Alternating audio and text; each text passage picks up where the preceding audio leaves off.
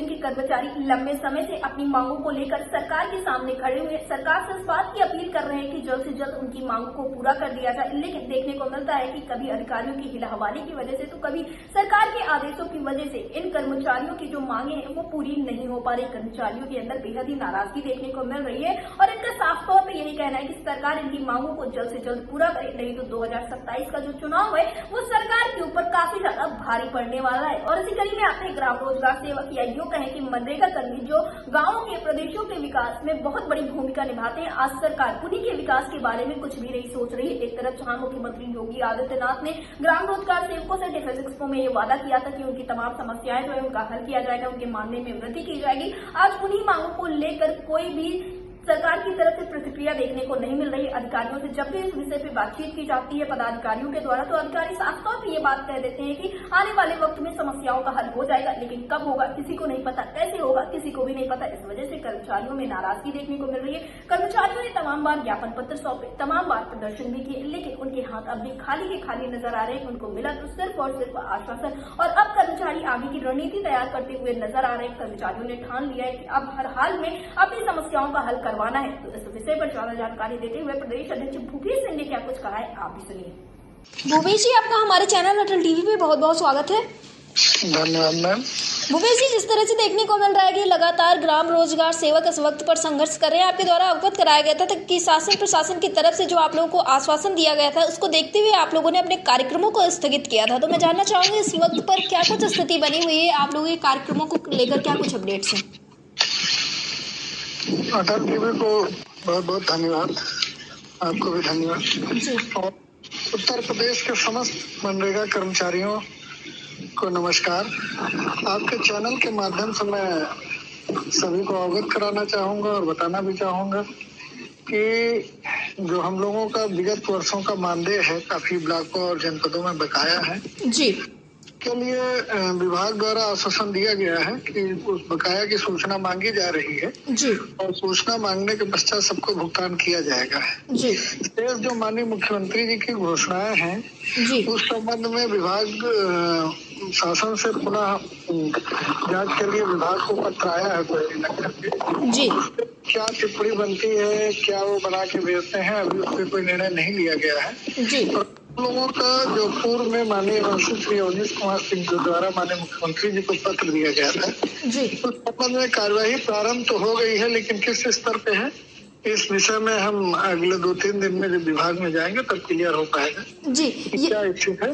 परंतु हमारी 31 अगस्त को लखनऊ में एक संगठन की बैठक है जी, और 17 तारीख को दिल्ली में हम संगठन की तरफ से माननीय मंत्री जी से मिलेंगे, माननीय केंद्रीय ग्रामीण विकास मंत्री से भी मिलने का प्रयास करेंगे और विभाग भी जाने का प्रयास करेंगे। जो हमारे प्रशासनिक मद है 6%, क्योंकि जब से मनरेगा योजना प्रारंभ हुई है तब से ये 6% से बढ़ाई नहीं गई है। हमारा ये प्रयास रहेगा, चूंकि मजदूरी 100 से आज 250 पहुंच गई है, इसीलिए प्रशासनिक मद भी 6 से 15% किया जाए। इस मांग को लेकर के हम भारत सरकार से भी 17-18 तारीख में प्रयास करेंगे और हमारा जो संगठन है, हम लोग हैं, केंद्र से लेकर के राज्य स्तर पर हर तरीके से हर संभव प्रयास करने की जरूरत है और हम वो सब कर भी रहे हैं। जी भूपेश जी, यानी कि अब ये कहा जा सकता है कि धीरे धीरे आप लोग जीत की ओर बढ़ रहे हैं, क्योंकि जैसा आपने बताया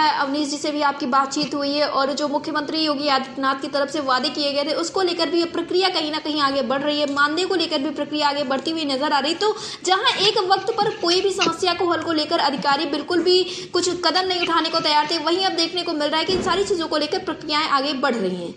देखिए, माननीय मुख्यमंत्री जी की तो मंशा है कि किसी भी कर्मचारी को कोई तकलीफ ना हो, क्योंकि उनकी मंशा थी, इसीलिए इतना बड़ा सम्मेलन हुआ, ये सब घोषणाएं हुई।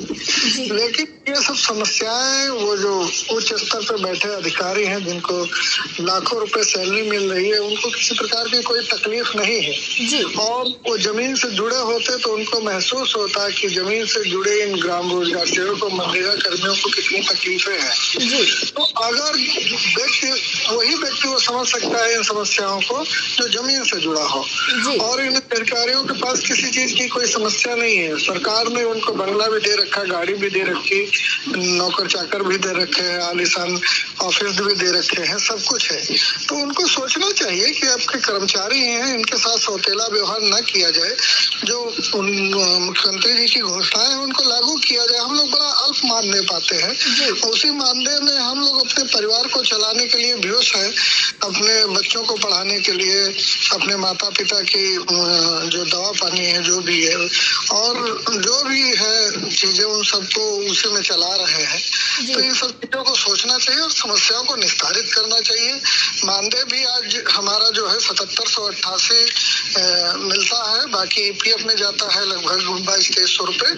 इसके अतिरिक्त मानदेय भी आज हमारा 20,000 से ज्यादा होना चाहिए। बहुत बड़ी अपेक्षा नहीं कर रहे हैं, लेकिन इतना जरूर होना चाहिए कि हम लोग सुकून से और शांति से अपने परिवार को चला सकें। जी भूपेश जी, जैसा कि आपने बताया इतनी सारी प्रक्रियाएं हैं वो शासन प्रशासन में चल रही, लेकिन धरातल पर मनरेगा कर्मियों का यह युग है कि ग्राम रोजगार सेवकों का क्या कुछ मानना है, क्योंकि एक लंबा वक्त बीत चुका है, एक लंबे अंतराल में अभी तक आप लोगों की समस्याओं का हल नहीं हुआ है। तो ग्राम रोजगार सेवक अक्सर यही कहते हुए नजर आते हैं कि अब हमारी समस्याओं का हल नहीं होगा। ऐसा नहीं है। हम लोग अगर जो हतोत्साहित हो जाएंगे जी तो काम कैसे चलेगा।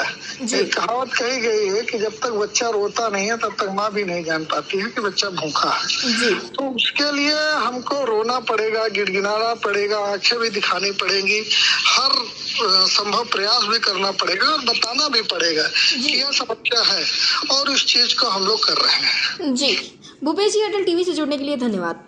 धन्यवाद।